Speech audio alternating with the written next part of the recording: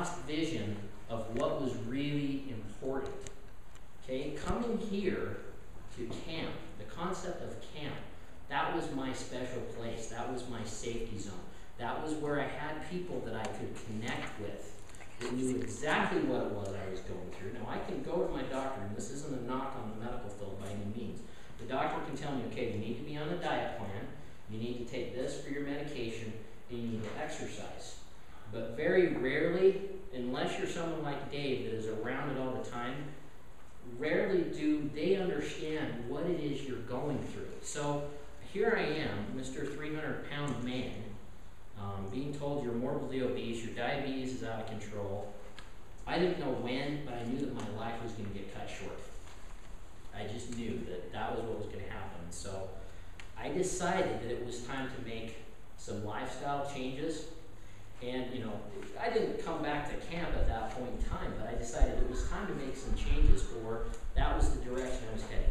Okay, did anybody here have the experience where your doctor said, okay, chances are you're going to go blind, your kidneys are going to fail, and we're going to have to cut off your legs because of nerve damage? Anyone ever have that thought or that belief? Okay, so I don't know. Anybody tired of having that beat into their head again and again? Yeah, me too. Me too, because we know this. We know that if there are certain things we don't do, this is the direction it's headed, but does that stop us? I don't know, for some people, maybe. For me, it sure wasn't. You know, based on results, based on that picture of me and where I was at in my life, it wasn't stopping me from making certain choices, and that choice is being, yeah, go ahead, eat what you want, take insulin, don't worry about it, it'll be fine, whatever. And so, once I hit that point, I remember just one day something clicked in my head. Boom.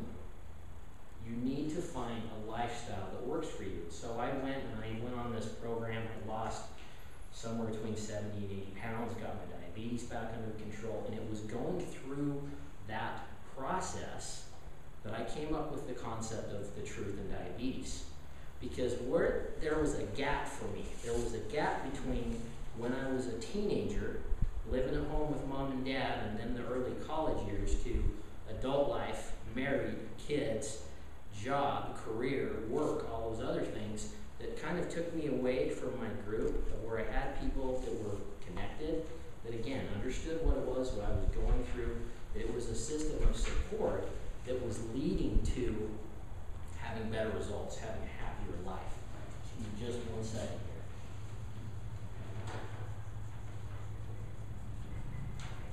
And the good news is we're about halfway done with this little talk here. So Nate said, hey, can you go an hour? And I said, yeah, I could, but I don't really want to bore anybody that long.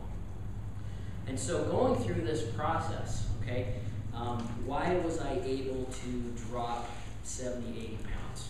Any guesses what I was doing? I was anorexic, yes. I did what my friend told me. He eats once a day and smokes cigarettes. What it was is I had a group of support. I don't know, anyone that's ever studied weight loss or things like that knows that, you know what the most successful program is out there? Yes, Weight Watchers. You know why? There's meetings, and in those meetings, you have people that know exactly what's going on. Boom, there's other people there who are going through the same thing, experiencing the same problems, coming together to take on that problem. Now for me, that problem is diabetes. And so I started thinking, what can I do? What can I do? Well, there's available technology out there. I have 3 basic tools that I use, and that is my WordPress blog, my Facebook group, and a YouTube channel. And I thought, there is a way that I can reach out and somehow connect people through the available technology and start talking about things that people with diabetes are going through. I've talked about everything, I haven't done sex, drugs, and diabetes, but, based on the turnout over there, I might have to go that. I did a video about diet soda. I did a video about different dieting and exercise things, life things, and even things that have absolutely nothing to do with diabetes, but have to do with living your life and taking your life on, because that's how I view it. It's a lifestyle. So I thought, how do I do this? How do I start building this group? Well, again, YouTube, Facebook, and a blog. Okay, so where I'm at right now, I don't have that many people that are actually following this project. About 133 on Facebook when I looked last, and who knows? I mean, I've been able to connect with people from all over the country, and some people from like Brazil and Argentina start watching these stupid videos that I put out there. But what I'm wanting to do with this project is to bridge that gap. 'Cause I mean, how old are you guys? Just tell me. 21. 26, 25. 30. 30, okay. I thought you said 13 for a second. Sounded right. 24, okay. So, 20s and 30s, you know. Most of you guys probably don't live at home with mom and dad anymore, I'm guessing. I You did? live with my mom. It's alright, I've been there. I've been there. So, is somebody that's in your 20s and 30s, are some things different for you than they were when you were a teenager? What do you think, what are the challenges that you're finding now as an adult versus when you were a teenager? Alcohol. Alcohol. Money. Okay. Money. Money? I think stress. Stress. Just like, you can't just play it.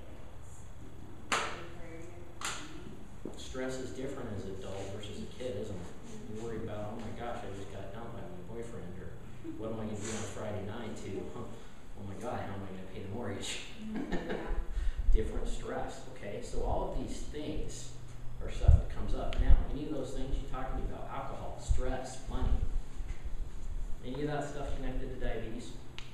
All of it, exactly. Exactly. You have a night at a bar and you get hammered. What happens to your diabetes?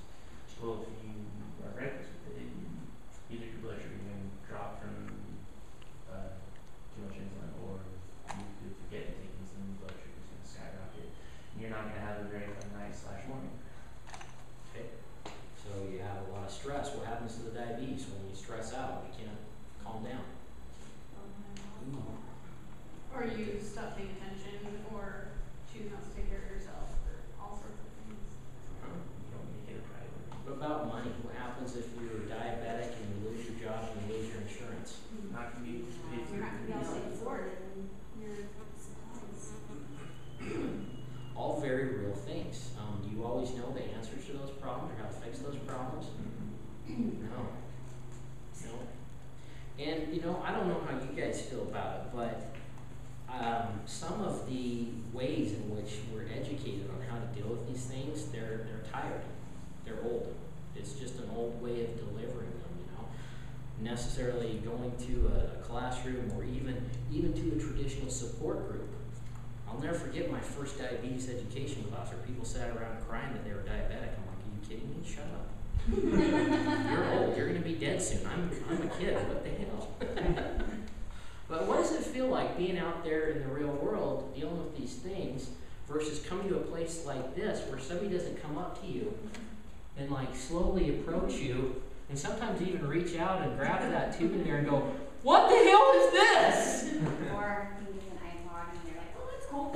Oh, nice earphone. Yeah, one of the trips to diabetes, I went to the Holocaust Museum in Washington, D.C., and the security guard goes, take that off. And I looked up and I said, that doesn't come off. It was almost a security situation, but we were able to calm down, and I was able to explain to him what that was all about. But how is that? How does that feel to have a group of support that knows exactly what it is you're going through? It makes me happy inside. It does. I honestly think that, if it wasn't for this, I don't know what I would do. Because, I've met my best friends here, too, so. Exactly, me too. You see guys like Nate, I walked up and saw Dan in the kitchen. I haven't seen Dan for years, and I'm like, oh my hell, you're still around. How you doing? He looked at me, he's like, where the hell you been, man? To see Elise, to see Dave, to see Sherry, all these people, it's a weird sort of homecoming for me. But what it is it is. That's exactly right. It's like a family. Well, sad thing is, can't be at camp 7 days a week, 365 days a year. It just doesn't happen. And what I absolutely loved about coming to this environment is it was a real life setting. Now, there were some things you didn't have to worry about. Your food was taken care of. Exactly how many carbohydrates were in a meal, you just knew. So bam, you could take your insulin, you were set. And And then if you were, you know, doing things like having your counselor sneak you bags of M&Ms and stuff like that, just go, why are your blood sugars 400 if you ate this many carbs and you took this much insulin? That never happened, Chris. No, that never happens at camp. But again, it's a real world scenario. It's a real world scenario. I remember one night at dinner with my boys, it was spaghetti garlic bread night. So everybody had eaten their, you know, their budgeted portions, and everyone was just kind of staring at the food still on our table. And some of the boys, I watched them, they were putting their hands in their faces. I'm like, what's going on, you guys? I'm still hungry. We want to eat more. I'm like, you do? Yeah. Okay, do you want to learn how? We can do that? Well, yeah, you can. And it was a safe environment in which to do that. Not only did they learn how to eat more carbs, they learned how to take insulin to cover for that. But it also was a teaching opportunity. It's like, look guys, for me the symptom of that was, again, this guy right here. This guy would eat as many carbs as he wanted and he'd control his blood sugar, but the side effect of that for me was I just kept growing. Just kept getting bigger and bigger. So it was an opportunity where I could teach them. Now, again, not knocking the medical profession, but how is that learning in an environment where it's a doctor that maybe doesn't understand diabetes? They understand the physiology, they understand how to give the medication, they have usually a dietitian that can also work with you on that, all these things. But have you ever had the opportunity, again, to be in this situation? Where do you learn more? Do you learn from someone who, I mean, if you're learning to perform surgery, can you learn to be a surgeon just from a textbook? No. Eventually you've got to cut into that cadaver. You've got to cut into that thing, learn how to fix whatever's going on, and then learn how to sew it back up. With diabetes, same kind of a thing. You can't necessarily learn about it from a doctor that's telling you to do this, this, and this, but does that doctor come home with you? Yeah, they're not around. They're not around. I mean, the doctor doesn't. For a while, but Again, if all doctors were like Dave, the world would be a better place. I mean, if there's anyone out there that gets diabetes, it's this guy. I'll never forget when he put me on my first insulin pump. And, me too. oh man, that was so funny that it was a very big powder day, and he was up at Bright, and I was really jealous at the time. And the nurse was freaking out. Where is your doctor? And I said, it's Snow, right? I said, yeah, he's up in the mountains. I'm gonna call him. I'm like, he'll be here. The resort closes eventually. When that's done, he'll be here. Well, if he's not here, I'm calling him, and I'm like, trust me, he'll be there. And he rolled in. Hey, how's it going? Said it was a good day at Brian. It wasn't a day at it was. Not every doctor out there immerses theirself in this. But anyways, the point I wanted to get to today, what I'm looking to do with this project, is to really build an online community. It is very crude. It is very, I guess it's very much in its infancy. I've been working on this for about a year now. Very slow to get it rolling, but it's starting to get going. There's more people that are going to Facebook, liking this thing, commenting on the blog, commenting on the YouTube. But I think what people's perception is they think that I want to be this guy that gives you all the answers. In reality, I don't. I'm happy to share what I've learned over that 20-something years of treating diabetes. Things that work for me, things that don't work for me, things that I want to learn about. So the other day I talked about, boy, have you ever had a low blood sugar? Your blood sugar crashes, you treat it, but you over-treat it, and then you feel like absolute crap afterwards. It's like, okay, well, beyond not over-treating it, how do you snap out of that? Well, we actually got a pretty good conversation going on just on Facebook. I love that because it's easy. I can access it from my phone, I can access it from my computer. It's just a forum in which we can connect. And when Nate told me that I had the opportunity to come up here and talk to you guys, I thought, well, this is perfect. Because number one, yes, I want you to go to it and check it out. If you like it, go ahead and click like it, become a part of the community. Bless you. But the other thing that I'm looking for other people who have been experiencing this. Because collectively, yes, I have 20 years. How long have you been taking on your diabetes? 18. So now we're up to 38 years experience? 24 plus 38, I don't do math, but I mean, you get the point. I'm just one individual, but as a group, collectively, there's a lot more that we can do. And I mean, there are some exciting things on the horizon. I mean, we all keep that hope in the back of our head that, yeah, they're going to find a cure for this thing, but Anybody heard that they're going to cure diabetes in 5 to 10 years? Oh, yeah. Yeah. That's when I got. Anybody want to backhand the next person that says that? Oh, here. Yeah, me too. I mean, you know what? I think eventually we'll get there, but who knows when? Who knows when? In the meantime, what do we have? Yes, we do have our doctors. We have our doctors, we have our dietitians, we have our certified diabetes educator, but equally important, we have each other. We have each other, and that is what I have absolutely missed, and I'm so excited when I found out I had an opportunity to come out here and hang around with some people who, again, understand what it is, understand what it feels like, and they know the pain. Anybody having painful experiences with diabetes? Hopefully not every day, but yeah, there's those times when, you know, it just sucks. And you've had about all you can handle. And I mean, yeah, there's usually at that point, it's either fight or flight. You take this on or I don't care. I'll just deal with it later. You know, and I mean, everybody here's had a scary thing. Whether it was a low blood sugar or a high blood sugar going in DKA or something along those lines. But isn't it great to be around a group of people that doesn't judge you when you screw up?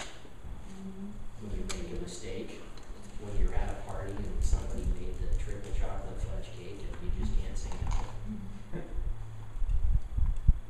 Versus, somebody that gets in your face and says, "You're diabetic, you can't do that." I hate That's it. the worst. I hate when people say, I didn't know what you could eat. I can't. They're like, next thing I'll bring you some sugar-free candy. Yeah, I'll show you how it is. I've gotten in a fight with an old lady in a cake.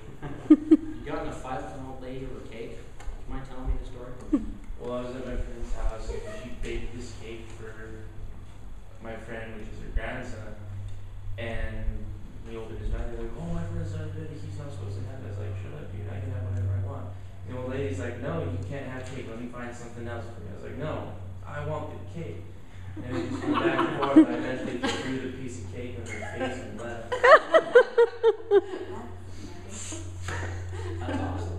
Yeah. My grandma is the only other diabetic I know in my family. She was type 2. I mean, she was in her late 80s. And this is before I knew I was diabetic. And she was in a nursing home in Salt Lake. And they were having their dinner. And I remember there was meat and there were these really greasy looking peas and there were some potatoes. And there was this cake that had, the little ball sprinkles on it, the hard ones. My grandma was from England and she was very, very stern and, she was very, temperamental. That's a nice way to say it. And everybody got a piece of cake but not my grandma. She was diabetic. And I remember watching her throw an absolute fit at this old folk home because she didn't get to have a piece of cake. I was like, "Are you kidding me? She's 80-something years old. Who cares? Give her a piece of cake." It's not like she's getting any younger. It's like, okay, so her blood sugar goes a little higher. Give her a little more insulin. But anyway, so what is the truth of diabetes? What I do and what I'm passionate about doing is I'm passionate about being there for people who have diabetes. I will never forget my first time up here, right over there, my first cabin of boys. I could probably tell you half their names still. But I remember I was just about 17. I was almost 17 my first summer up here. And I remember I was still feeling pretty sorry for myself that I had this horrible disease and my life was going to suck and it was probably going to be cut short and all that. Then I saw these 8-year-old boys just so it wasn't even a thing for them. It was just a part of their life. No, it's just what we do. We check our blood sugar, we take our insulin, we go to dinner. And that moment absolutely changed my life. And then when I got away from that, again, it changed my life. What I talk about is my little saying that I went through a coaching program, and we started talking about it. It's like, so this is one possibility with diabetes, this is the other possibility with diabetes. And so every single video I do, at the end of that video, I always make a statement. And that statement is, disease or destiny. It's your choice. So, yes, we all have this disease. And we can choose into that disease. And we can choose the things that we've been told are possible. My eyes could go, my kidneys could go, my legs could go, they could cut it all off. or we can make our life the focus of our destiny. What were we all put here to do? Were we put here to be sick and just die? No, we were here to eat cheese. Eat cheese. Yes.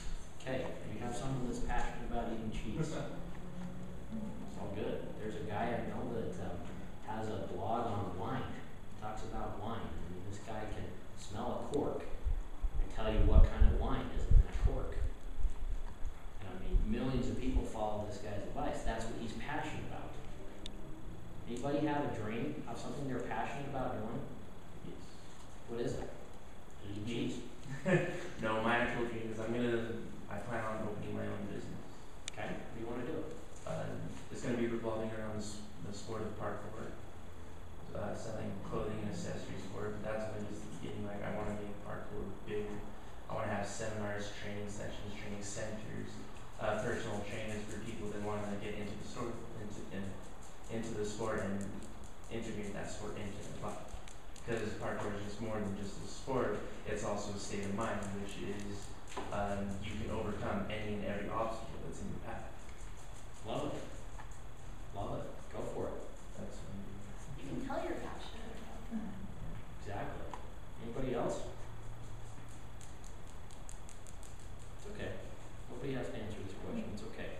But, you know, really, that's how I view my life at this point, is I have choice between what is possible with my disease and what is possible with my destiny.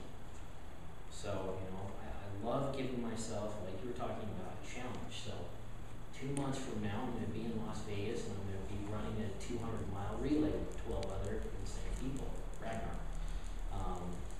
I can't wait.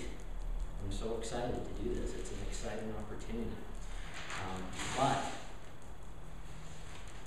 these things, and taking on life and taking on diabetes, it just does not come without a solid system of support. Some people are lucky and they have that. Some people don't. But again, you see what happened when I have to share this. When I started thinking about what I could do, some of the happiest time in my life was right here. It was spent right here with people that I had common ground with, we could connect with, we could come together. And I'm convinced that that's where things can go, and that there's possibility of us to further the camp experience to when we're not here. Because, you know, I absolutely love the fact that I probably haven't seen Sherry Hardy in 10, 12 years. But it feels like I saw her 2 weeks ago. I left and gave her a hug today. Same thing with Dale. How cool is that? And that's what I'm looking to grow and expand. Again, I don't want to be the only guy on there. The other thing, I think it might be in the packet that you got. But if you go to facebook.com and you go /Truth and Diabetes, that's where you'll find me, or truthanddiabetes.com. That's where you can find this program. But I had to share this. A few years ago, I put this together, and I used to be an awesome mulleted kid. Like these two pictures, that picture and that picture, all happened up at camp. Some of them up here, some down in Tooele. But I had to share. I don't know why I pulled that out, but I thought I was this idiot knucklehead kid, but I was completely happy here. It was some of the happiest time of my life. I thought, you know what? There's no reason that we can't go back to that. Do you guys, who was an alumni from camp here? Not a ton, huh? What's that? From this camp. Well, just Camp Utah, or the FCYD camp after Dave started his own show. Okay, so pretty much, they still do the sleeves. Does that still happen? Is that what this picture is? It sure is. You were a good sleeve. You were a sleeve, weren't you? The That's- sleeve. It scares me that people still remember that. Yeah, But who's the other guy? that's Mike Fugel. No. Yeah, that's Mike Fugel. We were talking about it, and he wanted to do it, and I wanted to do it. And I said, what if we did it as a couple? Were you guys the ones that almost got mobbed? I don't think so. I don't remember a mob throwing. Did I not know about it? The kids got a little overstimulated. Matt took the sleeves out. Literally. Everybody rushed. Oh, wow. Yeah. Wow. It was death to the sleeves, huh? I Maybe think it you was were here tough. when you did the capture the flag when they were on top of the buildings. Wasn't that yours? I don't know if I was directly responsible. I for think that. you were involved. I know for- that for a was loop. my first year. Eric Sullivan was on top of Yeah. the cap when I had to Yeah. talk him down. Don't jump. Now. The other thing I'm really looking to do with this project is, again, I don't want to be the only guy talking because I'm only one guy with answers. I guarantee every single one of you has some tidbit about something that works for you as far as how you're able to deal with this thing on a day in, day out basis. And I'm seeing it looks like most everybody here is on a pump. Who's not on a pump? Wow, yeah, so really, most of you guys are pumping. Okay, so here's a question for you. A few summers ago, well, it's been quite a few summers ago, when I was still on a pump, it was hot. It was so hot, it just would sweat. And every single day, that thing would come out. Sometimes it wouldn't even last an hour. How do you make that work? How do you make it stick to you when it's 112 degrees outside and you're sweating? Big IVT, it'll stay in the little band-aids. For the extra sticky gluey stuff, you can call us. I need prep. Yeah. Have you put them No, not those little pads, it's like a tube. It's Mannitol. a squirty tube, not a Mannitol. It's like, It's like super glue. yeah, it never comes off. It doesn't come off. Like you have to work at it for hours to get those things off. So what do you do when it's time to change? You have to You work work for it- hours to, yeah, like- to get it set. It's like 4 or 5 use all things, but it stays on. Huh. Interesting. Okay, so just a little thing, just to make a little point there. Okay, so I asked a question. 1, 2, 3, 4, 5, 6 experts chimed in. 6 experts. Okay, somebody's been treating diabetes for 20 years, somebody's been treating for 18, 24 years. You know, no, we're not doctors, but we are experts at this because we live it every day. We live it every day. There are certain things that we will understand that our doctor, who maybe been treating, you know, helping people treat this for 50 years, you don't understand. Remember, one year there was a med student, I about killed him because he gave himself a low blood sugar. That. I was furious. I don't know why it incited me at the time, but it did. And I'm like, why in the hell would you do that? He What goes, did he do? he gave himself a low blood sugar. And He not injected up with a bunch of insulin because he wanted to feel a low blood sugar, okay? Maybe that was his form of empathizing with us, but I don't know why I was just completely infuriated with this guy. And I said, do you know how it feels? I said, it feels like shit, and that is all you need to know. I was so mad at this guy. Poor guy, he probably never came back again. And I remember screaming at him. The 8-year-old boy, he did it with a bunch of 8-year-old boys, and then came over, and I just remember me screaming at him as he's You coming made out him of mad this too? flow, and Dave walking in and hearing me scream and walking out. Dave was great about that. He'd let us clean up our own messes, wouldn't he? Yeah. But knew when he didn't want to get involved in that one. So that's the point I wanted to make, guys, is just, you know what, I'm one guy, you know, every now and then we get to come together in settings like this. Personally, I need that. I need that. That has been the difference maker for me. Without that, things didn't go so well. I was really struggling there for a time. And then I was able to start reconnecting with these people from my past and experiences from my past, and now with a whole new community, some of these people I've never met before, but yet they're chiming in and they're learning about diabetes and, you know, everything from people that have been at it forever to the brand new type 2s. And we're able to connect and we're able to give each other real solutions, real answers to the problem that is diabetes. So again, I just say, please check it out when you have a moment. You know, I'd love to grow our little community, and like I said, this project is in its infancy, but I have some pretty big ideas about where I'd like it to go. But I want people who are willing even to maybe make videos with me and maybe even contribute, write about it, because I mean, again, we learn a lot from each other's experiences and those stories and just different things that have happened along the way, different events in our life. I mean, what's it like to be pregnant, say, and have diabetes? I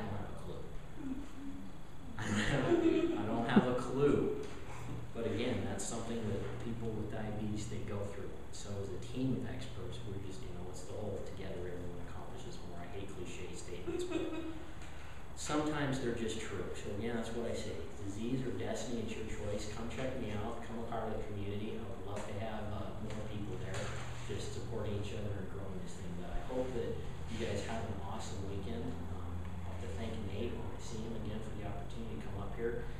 Again, I'm sorry I wasn't able to figure out how to get some of my stuff up on the screen so you can see it. But if you look Truth and Diabetes on YouTube, Facebook, or even if you Google